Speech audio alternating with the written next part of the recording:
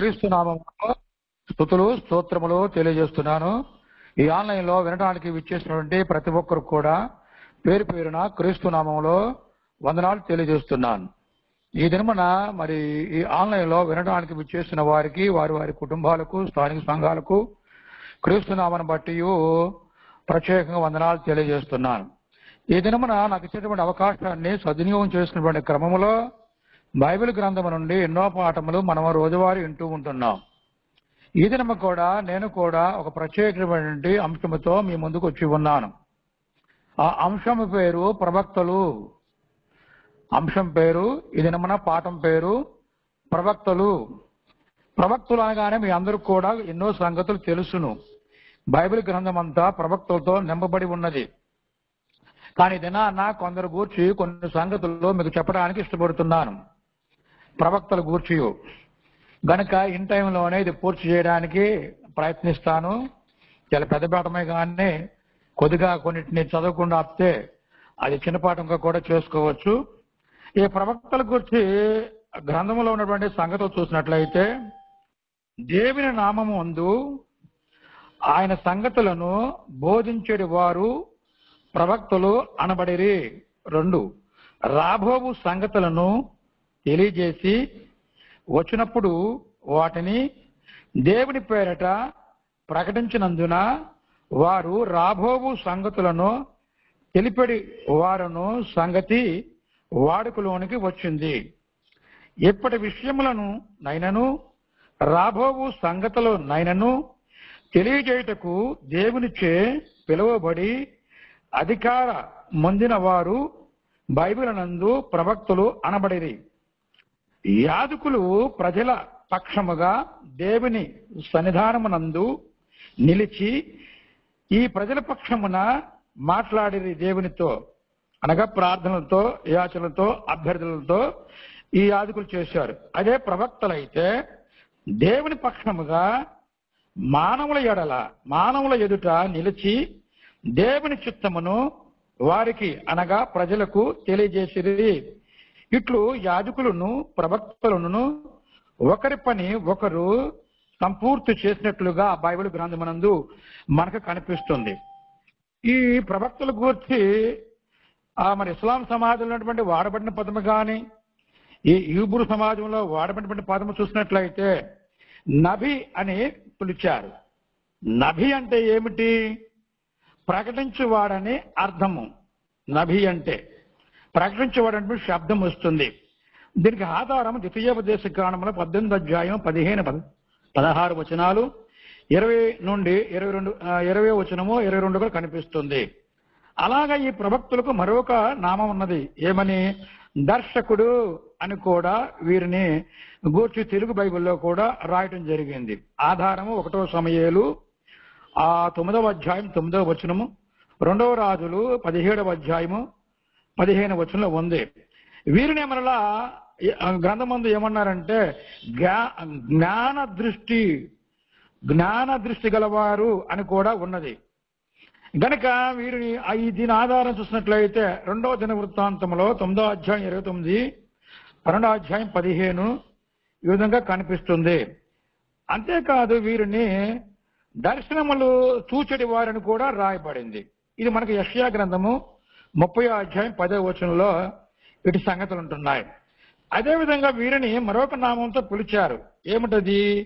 కావలివాడు అని పిలిచారు. ఇది మనకు ఆధారం యెషయా గ్రంథము 31వ అధ్యాయము 11వ వచనము, 52వ అధ్యాయము 8వ వచనము, 56వ అధ్యాయము 10వ వచనం మొదలుగా ఉన్నాయి. ఇంకా ఎన్నో ఉన్నాయి. తర్వాత వీరిని మరలా దైవజనులు అని కూడా పిలిచారు. 1వ సమూయేలు గ్రంథము 2వ అధ్యాయము 27 వచనము, 9వ అధ్యాయము 6వ వచనం మొదలుగా ఉన్నాయి. అదేవిధంగా చివరికి ఏమన్నారంటే యెహోవా సేవకులు అని కూడా పిలిచారు. దీనికి ఆధారం మనకు యెషయా గ్రంథము 20వ అధ్యాయం 3వ వచనము, ఇర్మీయా గ్రంథము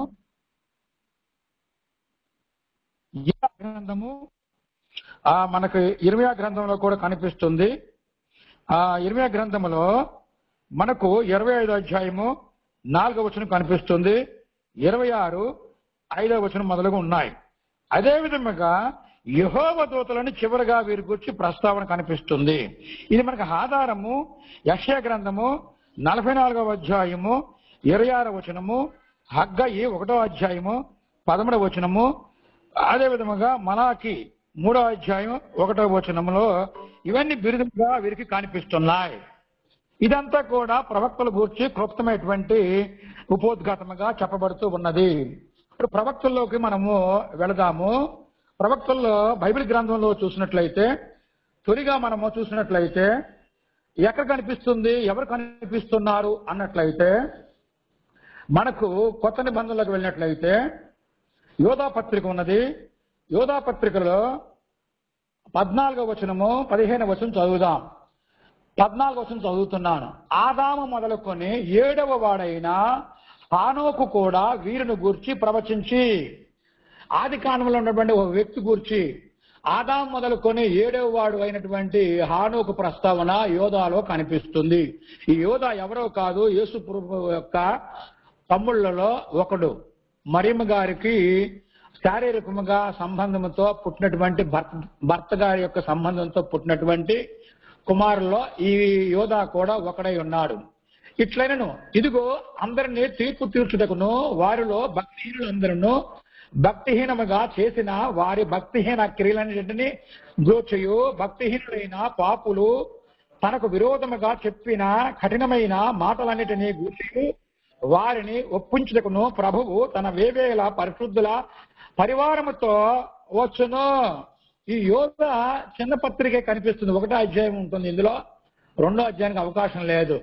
చాలా విషయాలు ఇతడు ప్రకృతిలో జరిగినటువంటి సంగతులతో ఇతడు ఈ చిన్ని పత్రిక రాయటం జరిగింది. ఇందులో ప్రస్తావన స్పెషల్ గా ఏమిటంటే ఎక్కడో ఆది కాండంలో పుట్టి పెరిగినటువంటి ఒక వ్యక్తి యొక్క ప్రస్తావన ఈ యోధ ఇక్కడ ప్రస్తావించడం జరిగింది. కనుక ఆ వ్యక్తి హానోకు గురించి మనకు కనిపిస్తుంది. ఇది ఒక ప్రవక్త గురించి చెప్పి ఉన్నాను. రెండో ప్రవక్త బైబిల్లో వెళ్ళినట్లయితే 20వ అధ్యాయం మనం చూద్దాం. ఆది కాండము 20వ అధ్యాయం, ఆది కాండము 20వ అధ్యాయము 7వ వాక్యం చదువుదాం. 7వ వాక్యం ఏమని ధ్వనిస్తుంది అన్నట్లయితే, కాబట్టి ఆ మనుషుని భార్యను తిరిగి అతనికి అప్పగింపుము, అతడు ప్రవక్త, అతడు నీ కొరకు ప్రార్థన చేయును.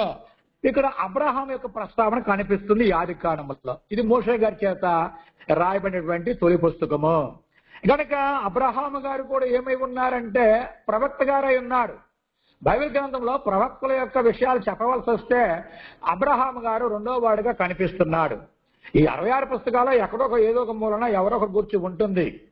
కనుక ఇక్కడ 2వ వాడిగా చెప్పవలసి వస్తే ఈ అబ్రహాము గారు ప్రవక్తని సాక్షాత్తు దేవుడే ఒక అన్యరాజుకు చెప్తున్నాడు. అతడు ప్రవక్త, అతను నీకు ఎవరుగా ఏం చేస్తాడు, ప్రార్థన చేయును, నువ్వు బ్రతుకుదువు, నువ్వు ఆమెను అతని అప్పగించని ఎడల నీవును నీ వారందరూ నిశ్చయముగా చచ్చెదరని తెలుసుకునమని స్వప్నమందు అతనితో చెప్పాను. ఎవరు చెప్పారు? దేవుడు స్వప్నం ద్వారా ఒక అన్యరాజుకు అబ్రహాము చెప్పబడింది. కనుక ఈ అబ్రహాము గురించి 105వ కీర్తనలో కూడా కనిపిస్తుంది. 105కి వెళ్ళినట్లయితే ఇది కూడా చదువుదాము. ఆ 105వ కీర్తనకి వెళదాం. చూడండి, 105వ కీర్తన 105వ కీర్తన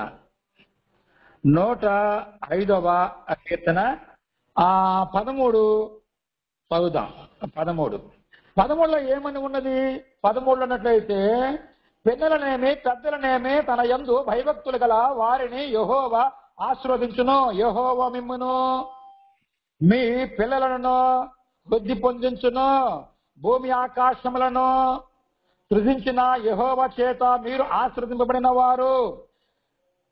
ఈ విధంగా మరి కీర్తనలో 105వ కీర్తనలో అలనాడు పూర్వీకుల గురించి కొంచెం ప్రస్తావన కనిపిస్తుంది. 105ని క్షమించాలి, 115 తీశాను, అదే చదివినట్టున్నాను. 115 చదివాను, క్షమించుండమ్మా. కంటికి కొంచెం ఇబ్బంది ఉంది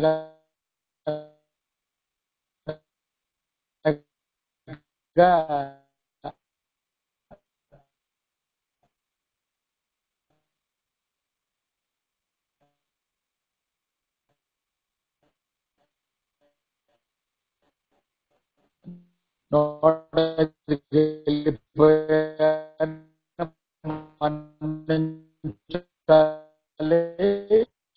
కీడు చేయకూడదనియో ఆయన ఆజ్ఞ ఇచ్చి ప్రవక్తలకు కీడేం చేయకూడదు.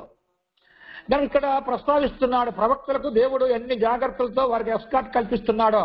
నేను అభిషేకించిన వారిని ముట్టకూడదనియు, నా ప్రవక్తలకు కీడు చేయకూడదనియు ఆయన ఆజ్ఞ ఇచ్చి 15 ఆయన ఎవరినైనానో వారికి హింస చెయ్యనియ్యలేదు. ప్రవక్తలను చాలా మంది హింసించారు, ప్రవక్తలను చాలా మందిని చంపివేశారు కూడా. కానీ చంపివేసినటువంటి వారి మరి ఆ కాలం గురించి కాదు ఇక్కడ మాట్లాడుతున్నది. ఆ ప్రవక్తల్ని చంపేసిన కాలం కాదు, కానీ ప్రవక్తల్ని గుర్తించి చంపుకోకుండా ఉన్నటువంటి కాలం ఒకటి ఉన్నది, అది పితరుల కాలము. దాన్నే ఇక్కడ కీర్తనగాడు ప్రస్తావిస్తున్నాడు. ఆయన ఎవరినైనానో వారికి హింస చెయ్యనీయలేదు, ఆయన వారి కొరకు రాజులను గద్దించెను అనే ప్రస్తావన వచ్చింది. ఇక మూడవ ఆయన దగ్గరికి వెళ్ళిపోదాం. త్వరగా మిమ్మల్ని తీసుకెళ్ళడానికి ఇష్టపడుతున్నాను. మూడవ ప్రవక్త, ఇతడు ఆది కాలంలో ఉన్నాడు. ఇతని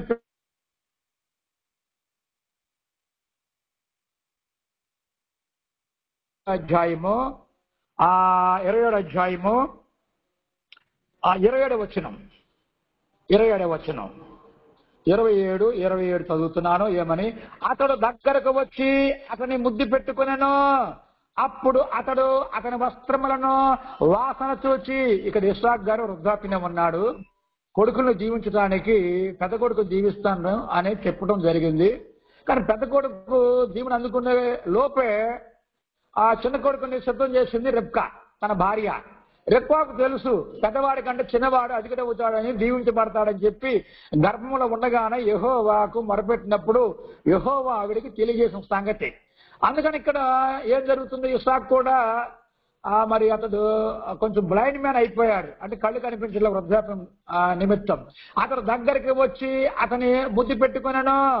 అప్పుడు అతడు అతని వస్త్రములను వాసన చూచి దీవించి ఇట్లనెను, ఇదిగో నా కుమారుని సువాసన యెహోవా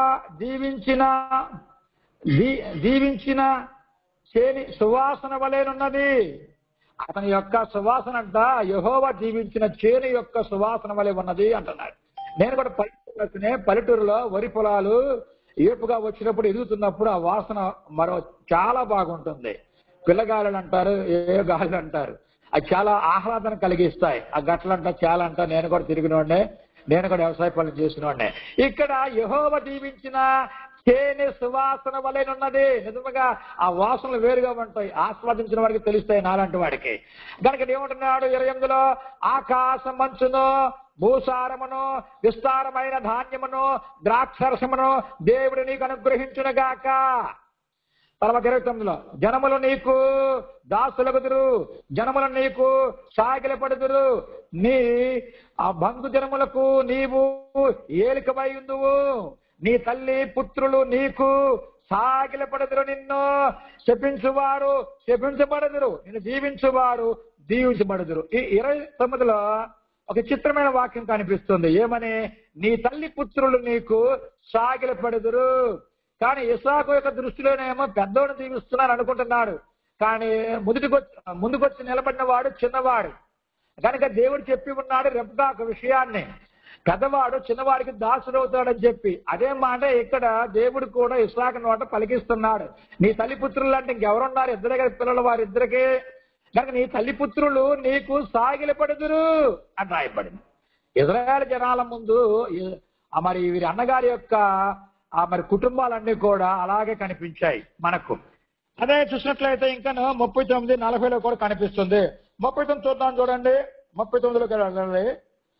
39లో ఏముందంటే, 39లో ఇక్కడ చూడండి, నీ నివాసము భూసారము లేకయు పైనుండి పడు ఆకాశపు మంచు లేకయు నుండును. ఇప్పుడు పెద్దోడు జీవిస్తున్నాడు, వాస్తవానికి పెద్దోడు వచ్చాడు ఇప్పుడు. కనుక ఇప్పుడు జీవనంతా చిన్నోడు పట్టుకుపోయాడు. ఇప్పుడు ఏమంటున్నాడు పెద్దవాడిని? నీ నివాసము భూసారము లేకయు పైనుండి పడు ఆకాశం మంచు లేకయు నుండును. ఈ భూభాగాలన్నీ కూడా బైబిల్ చెప్తూ చూస్తే అలాగే కనిపించాయి. 40 నీవు నీ కత్తి చేత బ్రతుకుదువు. వాళ్ళు కత్తితోనే బ్రతికారు, ఇతరులను దోచుకున్నారు, తిన్నారు, ఆహారం కూడా అలాగే చేశారు. నీ సహోదరునికి అనగా యాకోబు యొక్క పుత్రులకు దాసుడగుదువు, నీవు చిరుగులాడుచుండగా నీ మెడ మీద నుండి అతని కాడి విరిచివేయుదువు అని అతనిని ఉత్తరమిచ్చును. ఇక్కడ ఇద్దరు కొడుకుకి దీవుల్లో ఇస్తున్నాడు, అంటే ప్రవక్త గారు కనుక. ఈయన కొడుకే ఆయన గారి చూద్దాం. ఇప్పుడు యాకోబు దగ్గరికి వెళ్ళిపోదాం. ఇతగాడు కూడా యాకోబు గారు కూడా ఆది కాండంలో ఉన్నాడు. ఆది కాండంలో 49వ అధ్యాయం 49వ అధ్యాయానికి వెళ్ళిపోదాం. 49లో ముందు 2వ వచనం చదువుదాం. యాకోబు కుమారులారా కూడి వచ్చి ఆలకించుడి, మీ తండ్రి అయిన ఇశ్రాయేలు మాట వినుడి. 3వ వచనం, రూబేను నీవు నా పెద్ద కుమారుడవు, నా శక్తియు నా బలము యొక్క ప్రథమ ఫలమును ఔన్నత్యాతిశయమును బలాతిశయమును నీవే అన్నాడు. ఇక్కడ ఈ అధ్యాయంలో యాకోబు 49వ అధ్యాయం 2వ వచనంలో రూబేను ప్రస్తావన వస్తుంది. చివరికి 27వ వచనంలోకి వెళ్ళినట్లయితే చివరి కుమారుడు యొక్క ప్రస్తావన కనిపిస్తుంది. అంటే 12 మందిని దీవిస్తున్నాడు ఇక్కడ ప్రవక్త గారు లాగా. బెన్యామీను 27వ వచనంలో, బెన్యామీను చీల్చినట్టి తోడేలు, అతడు ఉదయమందు ఎర్రను తిని అస్తమయందు దోపుడు సొమ్ము పంచుకున్నాడు. ఇలాగ 12 మందిని ఈ ప్రవక్త గారు యాకోబు గారు వారిని దీవించుట శపించుట ఎన్నో జరిగిపోయాయి. అలాగే 5వ ప్రవక్త గారు చూసేద్దాం. 5వ ప్రవక్త గారిని చూడాలంటే నిర్గమాకాండానికి వెళ్ళాలి. నిర్గమాకాండంలో మనకు 7వ అధ్యాయం ఉంటుంది. 7వ అధ్యాయం 1-2 వచనాలు చదువుతున్నా. కాగా యెహోవా మోషేతో ఇట్లనెను, ఇదిగో నిన్ను ఫరోకు దేవునిగా నియమించితిని పులుస్టాప్ కామా, నీ అన్న అహరోను నీకు ప్రవక్తగా నుండును.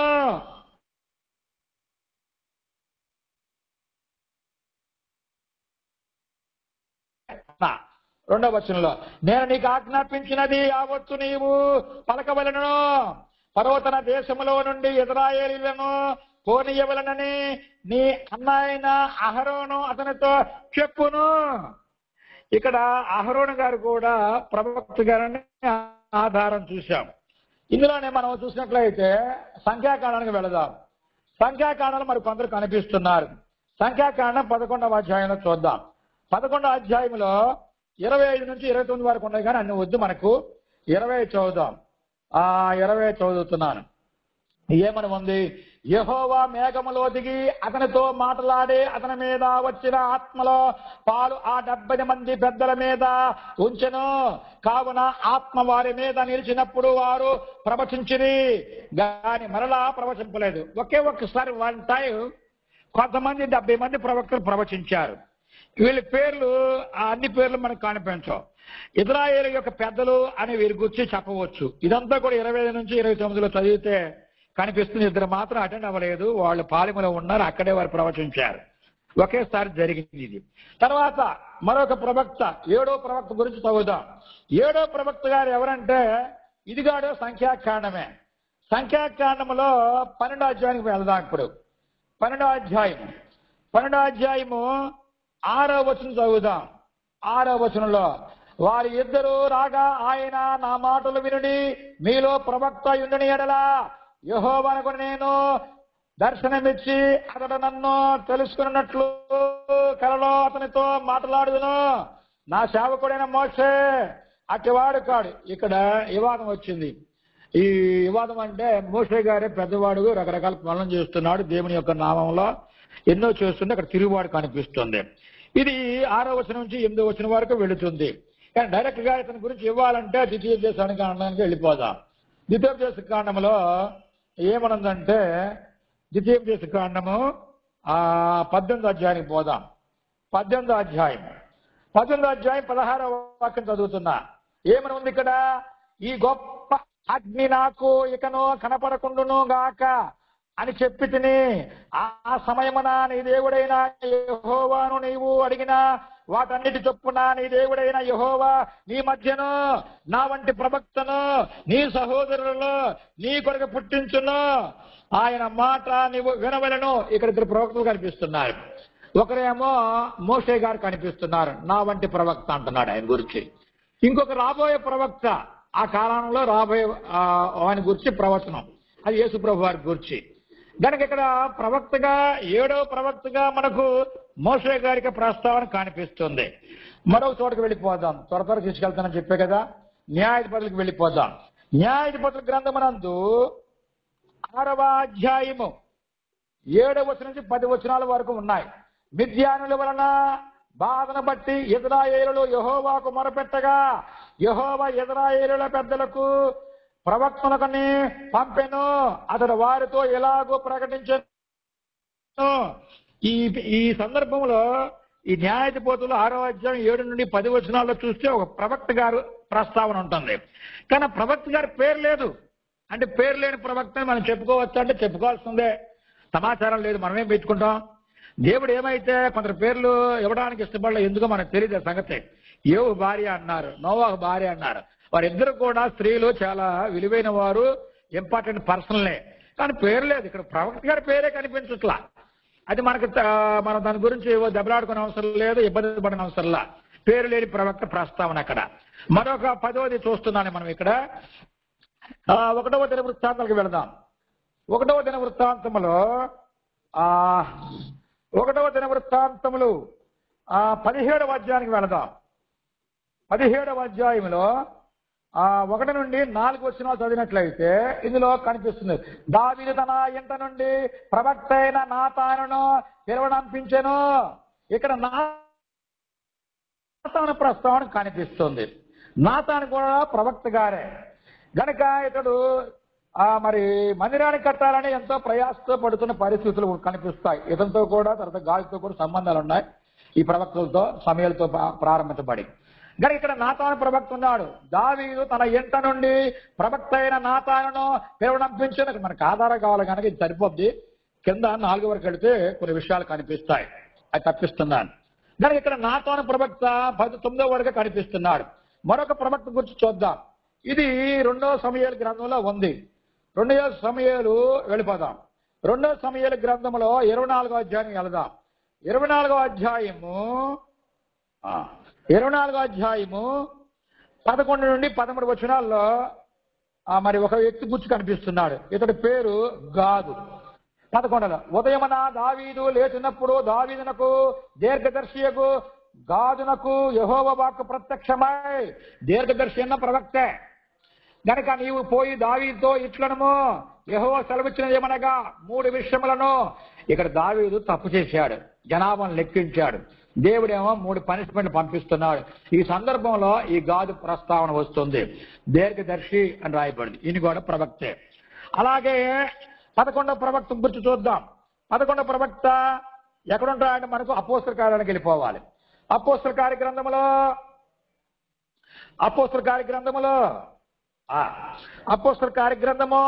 2వ అధ్యాయము 39వ వచనం చూద్దాం. క్షమించాలి, 29వ వచనం. 29 ఓకే. 29 సహోదరులారా, మూల పురుషుడకు దావీదును గూర్చి మీతో నేను ధారాళముగా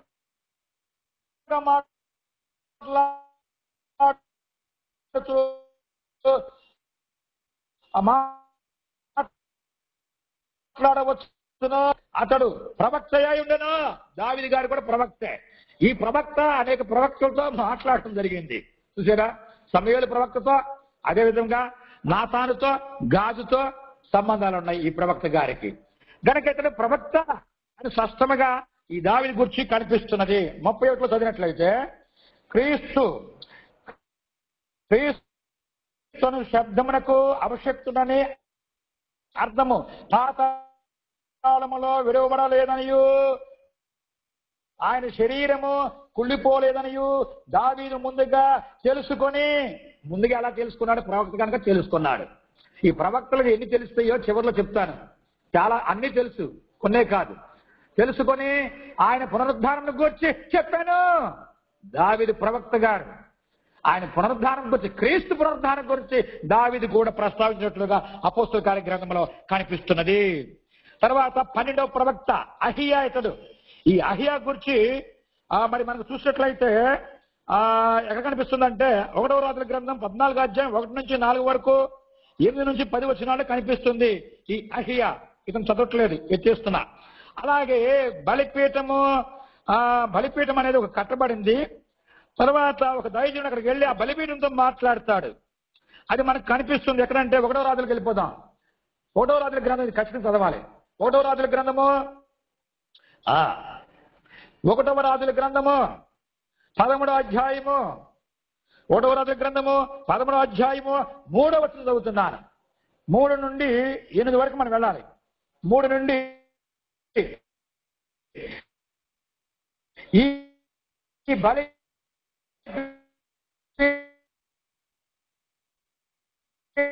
చిన్న అని చెప్పి ఆ దినమన ఆ ప్రవక్త సూచన ఒకటి ఇచ్చాను. ఆ ప్రవక్త అన్నాడు. ప్రవక్త గారి పేరు లేదు. ఇతని గురించి ఎంత ప్రస్తావించినా చదివినా ఎదిగినా ఈ ప్రవక్త గురించి పేరు దొరకదు. ఆ ప్రవక్త అని రాయబడింది అని చెప్పి ఆ దినమన ఆ ప్రవక్త సూచన ఒకటి ఇచ్చెను. బేతేలునందున్న బలిపీఠమును గూర్చి ఆ దైవజనుడు ప్రకటించిన మాట రాజైన యెరోబాము పాపిష్టుడు, చాలా పాపాలు చేశాడు. ఇశ్రాయేలు ప్రజల్ని పాపాలు ముంచెత్తాడు. అందుకే దేవుడు పంపిస్తున్నాడు. ఒక బలిపీఠం కట్టి బేతేలులో విగ్రహాలు పెట్టి అదే దేవుడు అని చెప్పి ఆరాధిస్తున్నాడు. ఇతడే యాజకుడుగా పని కూడా చేస్తున్నాడు ఈ యెరోబాము. అందుకే ఇతన్ని బుద్ధి చెప్పడానికి ఈ ప్రవక్త ఇశ్రాయేలు ప్రవక్త కాదు, యోధా దేశంలో నుంచి వచ్చిన ప్రవక్త, యోధా వారికి ప్రవక్త. యోధా దేశం అనేది దక్షిణ దేశం. అది అక్కడ నుండి ఈ 10 గోత్రాల్లో ఏలుతున్నటువంటి యెరోబాము దగ్గరికి పంపబడ్డాడు. ఇతడు పేరు ప్రస్తావింపబడలేదు. ఈ దైవజనుడు ప్రకటించిన మాట రాజైన యెరోబాము విని బలిపీఠం మీద నుండి తన చెయ్యి చాపి వారిని పట్టుకురమని చెప్పగా, అసలు బలిపీఠం ఎక్కడం ఏంటి? రాజు అనేవాడు బలిపీఠం, అందులోకి ఆ బలిపీఠమే దైవానికి వ్యతిరేకమైన కార్యం. అందులోకి అక్కడికి వెళ్ళి వీడు ఏం చేస్తున్నాడు? చిల్లర పనులు చేస్తున్నాడు. మంచి చెప్పడానికి వచ్చిన వాడిని పట్టుకోమని చెప్పి చేయి చాచాడు. వారిని పట్టుకోమని చెప్పగా అతడు చాచిన చెయ్యి ఎండిపోయాను. దాని వెనుకకు తీసుకున్నటకు అతనికి శక్తి లేకపోయాను. రాజు మళ్ళీ శక్తి లేదు వీడికి, శక్తి అంతా దేవుడు తీసేశాడు. 5లో మరియు యెహోవా సెలవిచ్చిన ప్రకారము దైవజనుడు ఇచ్చినటువంటి సూచన చొప్పున బలిపీఠము బద్దలు కాగా బుగ్గి దాని మీద నుండి ఒలికిపోయాను. 6 అప్పుడు రాజు నా చెయ్యి మునిపటి వలె బాగగునట్లుగా నీ దేవుడైన యెహోవా సముఖమునందు నా కొరకు వేడుకొనమని ఆ దైవజనుని బతిమాలు కొనగా, ఈ చెయ్యి చాచగా కొడదామని వాడిని అది చేద్దామని చూసేవుగా. ఇప్పుడు ఏమైంది? దిగొస్తున్నాడు. దైవజనుడు యెహోవాను బతిమలాడు కొనగా, దైవజనుడు ఏం చేస్తే ప్రవక్త గారు మేలు చేసేవాడు కానీ కీడు చేసేవాడు కాదు. ఈ చెడ్డ రాజు కూర్చి దైవజనుడు ఈ ప్రవక్త గారు, పేరు లేని ప్రవక్త గారు యెహోవాకు మొరపెట్టి బతిమలాడుకుంటున్నాడు గనక చెయ్యి, ఆ రాజు యొక్క చెయ్యి మరలా బాగై మునిపటి వలనే అయ్యాను. ఎంత రోషం కలిగినటువంటి ఈ ప్రవక్త గారు ఏం చేశాడో తెలుసా? అప్పుడు రాజు నీవు నా ఇంటికి వచ్చి అలసట తీర్చుకొనము, నీకు బహుమతి ఇచ్చదనని ఆ దైవజనుడితో చెప్పగా. 8 దైవజనుడు రాజుతో ఏమంటున్నాడు? యెహోవా చెప్పిన మాట చెప్తున్నాడు ఈ దైవజనుడు ఆ రాజుగారితో, నీ ఇంటిలో సగము నీవు నాకిచ్చినను నీతో కూడా నేను లోపలికి రాను. ఎంత తీర్మానము, ఎంత గొప్ప పరిస్థితి! క్షణాల్లో మారిపోతుంది.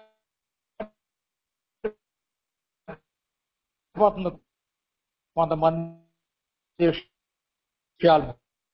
బ్రతుకులు కూడా అంతే. ఈ దైవజనుడు కూడా అలాగపోతుంది. కనుక నేను ఇదే అధ్యాయంలో 11కి వెళ్ళిపోదాం. 11లో ఏముందో చూసారా? 11లో ఆ ప్రాంతంలో మరొక ప్రవక్త గారు ఉన్నాడు.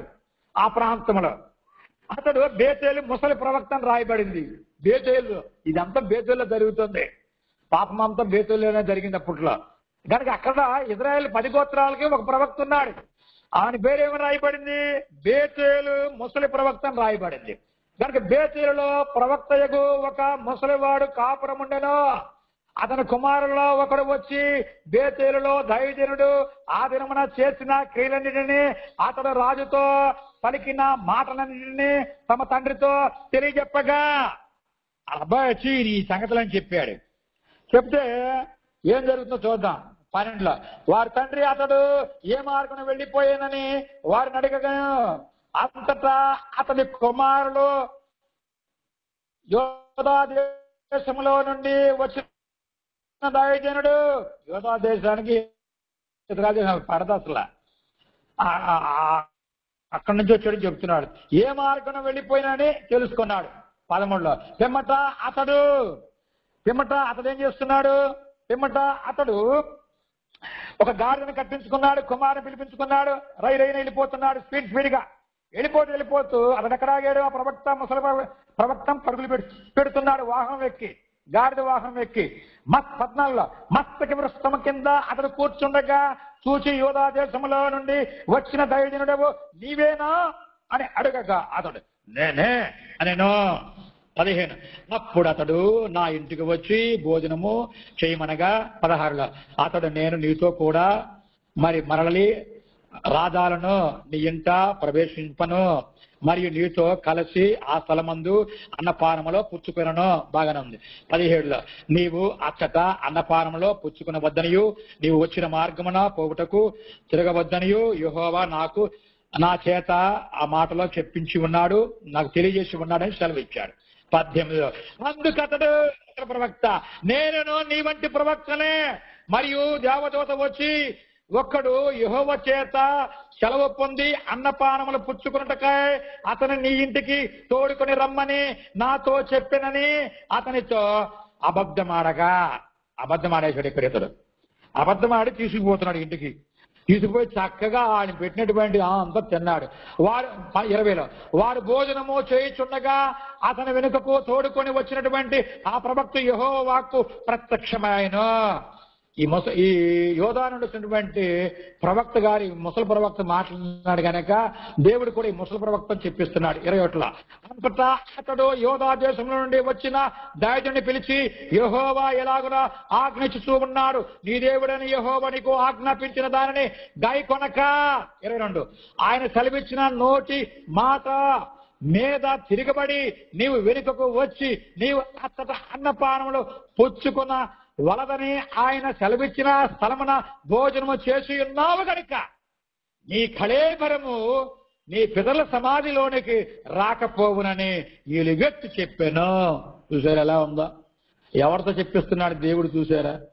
అబద్ధాలు ఆడి తీసుకెళ్లిపోయిన వాడితో ఇతనితో చెప్పిస్తున్నాడు. విచిత్రమైన సంగతులు బైబిల్ గ్రంథంలో ఎన్నో జరిగాయి. ప్రవక్తల పరిస్థితులు ఇలాగ ప్రవక్తల ప్రస్తావనలు ఎన్నో ఉన్నాయి, బైబిల్ నిండా ఉన్నాయి. ఇప్పుడు ఈ ప్రవక్తల్ని ఇప్పుడు 15 మంది ప్రవక్తల గురించి చెప్పాను. ఇక కొంతమంది స్త్రీల్లో కూడా ప్రవక్తలు ఉన్నారు. వారిని కూడా చూసి చివరి పలుకులు చెప్పి ముగిస్తాను. నిర్గమాకాండము 15వ అధ్యాయానికి వెళ్ళిపోతాం. అప్పుడు 6వ వారి గురించి చూస్తున్నాం.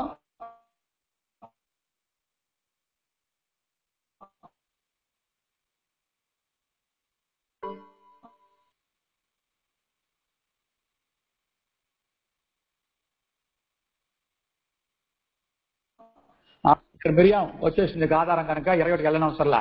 కనుక ఇక్కడ మిరియాం అనేటువంటి స్త్రీ అహరోనుకు మోషే గారులకు సహోదరి.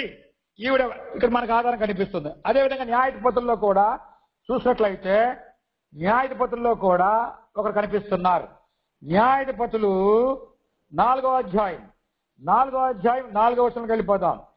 ఆ 4వ వచనం ఏముంది? ఆ కాలమున లప్పిదోతునకు భార్య అయిన దెబోరా అను ప్రవక్తకి ఇశ్రాయేలులకు న్యాయాధిపతినిగా ఉండెను. దెబోరా కూడా స్త్రీలలో ఒక ప్రవక్తగా ఉంది. మరి న్యాయాధిపతిగా కూడా రెండో బాధ్యతను చేపట్టింది. ఇక్కడ ఆధారం వచ్చింది. 5వ వచనం కూడా చదివితే చాలా విషయాలు తెలుస్తాయి మనకు. అదే విధముగా 3వ స్త్రీ గురించి ప్రవక్తల్లో ఇది 2వ రాజు గ్రంథంలో ఉంటుంది. ఈవిడి పేరు ఓల్దా అనేటువంటి స్త్రీ. 2వ రాజుల గ్రంథము 22వ అధ్యాయము 14-15 వాక్యాలు కనిపిస్తుంది. అలాగే 4వ వ్యక్తి గురించి చూద్దాం. ఇది మనకి ఎక్కడ ఉందంటే లోకాసు వార్తలో కనిపిస్తుంది. లోకాసు వార్తకు వెళ్ళినట్లయితే చదువుదామా? లోకాసు వార్తలో 36వ లోకాసు వార్త 2వ అధ్యాయం 36వ వచనం చదువుదాం. 36 నుండి 38 వరకు వెళితే అన్న అనేటువంటి ఒక స్త్రీ కనిపిస్తుంది ఇక్కడ మనకు. అన్న ఈవిడ కూడా మరి ఆషేరు గోత్రానికి చెందింది. మరియు 36 చదువుతున్నా, మరియు ఆషేరు గోత్రికురాలను సమూయేలు కుమార్తెయునైన అన్న అను ప్రవక్తకి ఉండెను. మనకు వచ్చిన ఆధారం గనుక స్త్రీలలో అన్న అటువంటి స్త్రీ కూడా ప్రవక్త అయినది. 5వది కొత్త నిబంధనలో. ఇక్కడ మనకు అపోస్తల కార్యగ్రంథానికి వెళదాం. అపోస్తల కార్యగ్రంథంలో అపోస్తల కార్యగ్రంథం 21వ అధ్యాయం పోదాం. 21వ అధ్యాయము 8-9 వచనాల్లో ఉన్నది. 8-9 వచనం చదువుతున్నా. మరునాడు మేము బయలుదేరి కైసరియకు వచ్చి 7గురిలో ఒకడును సువార్తికుడునైన ఫిలిప్పు ఇంట ప్రవేశించి అతని యొద్ద ఉంటిమే. 9 కన్యకలుగా ఉన్నటువంటి 4 కుమార్తెలు అతనికి ఉండిరి. వారు ప్రవచించువారు. అంటే ఫిలిప్పు గారికి మరి వివాహాలు కాకోకుండా కన్యత్వంతో ఉన్నటువంటి వారు ఉన్నారు. వారు 4. ఆ 4 కూడా మరి ప్రవచించే ప్రవక్తలుగా ఉన్నారు అని అర్థమవుతుంది. ఈ స్త్రీలలో 5 మాత్రం చూస్తే ఇంకా కొంతమంది ఉన్నారు, కానీ అవన్నీ మనం ఇప్పుడు ఇవ్వలేము. మరి ఇంటైనా ముగించాలి కనుక ఎప్పటికే 10:09 అవుతుంది కనుక మరి కొన్ని చివరి పలుకులు మీకు ఇవ్వడానికి ఇష్టపడుతున్నాను. కొందరిని ప్రవక్తలుగా దేవుడు నియమించినటువంటి సందర్భాలు ఉన్నాయి. అది మనం చూద్దాము. 1వ కొరింథీ పత్రిక 12వ అధ్యాయానికి వెళదాం. 12వ అధ్యాయము 28వ వచనం చదువుదాం. 28 28లో ఏముందంటే, మరియు దేవుడు సంఘములో మొదట కొందరిని అపోస్తులుగాను పిమ్మట కొందరిని ప్రవక్తలుగాను. ఇక్కడ పిమ్మట అంటూ ఈ వచనంలో వెళ్తుంది. చాలా మందిని దేవుడు నియమించుకున్నాడు. అందులో ప్రవక్తలను కూడా దేవుడు కొందరిని ప్రవక్తలుగా నియమించుకున్నట్లుగా తెలియజేస్తున్నాడు దేవుడే. తర్వాత ఎపిసి పత్రిక వెళ్ళినట్లయితే ఎపిసిలో ఎపిసి పత్రిక 2వ అధ్యాయం చూద్దాం. 2వ అధ్యాయం 20వ వాక్యం ఏమని చెప్తుందంటే, క్రీస్తు యేసే ముఖ్యమైన మూలరాయి ఉండగా అపోస్తలులను ప్రవక్తలను యేసిన పునాది మీద మీరు కట్టబడి ఉన్నారు. నవీన క్రైస్తవ్యము ఎవరి మీద కట్టబడి ఉన్నది? క్రీస్తు మూలరాయి. దానికి అపోస్తులు ప్రవక్తలు వేసిన పునాది మీద, అనగా అపోస్తులు చెప్పిన మాటలు, మరి ఆ తర్వాత ప్రవక్తలు ప్రవచించిన మాటలు, నెరవేరిన మాటలు, ఇవే మనకి పునాదులు అని చెప్తున్నారు. క్రైస్తవ్యానికి పునాదులు ఏమిటంటే ఈ అపోస్తులు ప్రవక్తలు వేసిన పునాదే అని చెప్పబడింది. అదే విధముగా హెబ్రీయులకు వెళ్ళినట్లయితే 1:1 నానా విధములుగా నానా సమయంలో మరి పితరులతో మాట్లాడినటువంటి దేవుడు, ప్రవక్తలతో మాట్లాడినటువంటి దేవుడు చివరగా తన కుమారుని ద్వారా మాట్లాడిన అక్కడ ఆధారం కనిపిస్తుంది. నానా విధాలుగా మరి పితరులు మాట్లాడారు, నానా విధాలుగా ప్రవక్తలు మాట్లాడారు, నానా విధాలుగా చివరిలో ప్రభువైన యేసుక్రీస్తు ఆయన ద్వారా ప్రవక్తే, ఆయన ద్వారా కూడా దేవుడు మాట్లాడింపజేశాడు ఈ ప్రజలకు. గనక ఈ ప్రవక్తలు కూడా నానా సమయాల్లో మాట్లాడినట్టుగా కనిపిస్తుంది. అలా విధముగా చివరి పలుకుల్లో 5వది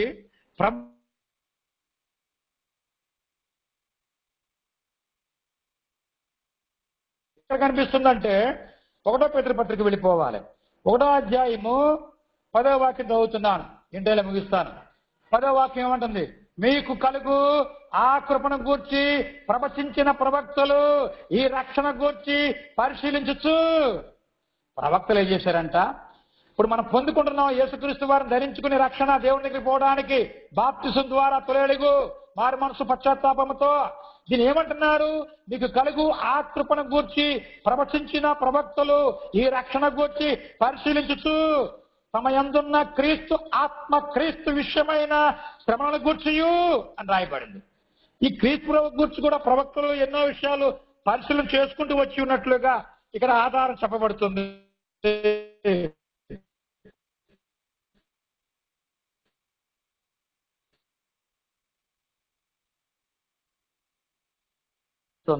రెండో పేతురు పత్రిక 2వ అధ్యాయము 16వ వాక్యం చదువుదాం. ఇది కూడా చదవాల్సిందే. బిలాము దుర్నీతి వలన కలుగు బహుమానమును ప్రేమించెను, అయితే తాను చేసినటువంటి అతిక్రమము నిమిత్తము అతడు గర్జింపబడెను. ఎట్లనగా నోరు లేని గార్ధబము మానవ స్వరముతో మాట్లాడి ఆ ప్రవక్త యొక్క వెర్రితనము అడ్డగించిన ప్రవక్తలు ఎర్రివేషాలేస్తే వాళ్ళ వెర్రిని దేవుడు తీర్చేస్తాడు. నిజం గనుక ఈ ప్రవక్త ఎర్రివేషాలు వేశాడు. అందుకే జంతు చేత వీడి వెర్రిని తొలగించాడు. ఇది ప్రస్తావిస్తున్నాడు కొత్త నిబంధనలో ఈ పేతురు గారు. అదేవిధంగా దేవుడు చెప్పినదే ప్రవక్తలు ప్రవచించాలి, అంతేగాని రెండోది ప్రవచించకూడదు. అది మీకు ఆధారం ఇస్తాను. ఇందులో 6వదిగా చివరి పలుకుల్లో 2వ దినవృత్తాంతంకి వెళ్ళిపోదాం. అయిపోవచ్చింది. 2వ దినవృత్తాంతంకి వెళదాం. 2వ దినవృత్తాంతములు 18వ అధ్యాయానికి వెళదాం. 18వ అధ్యాయము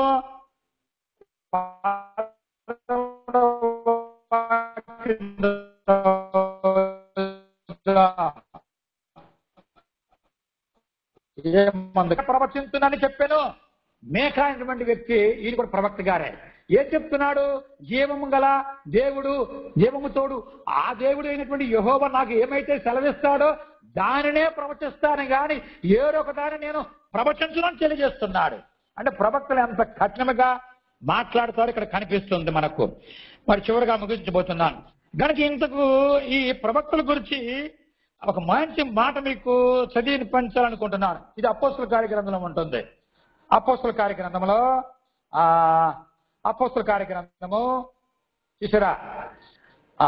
అపోస్తల కార్యగ్రంథము 10వ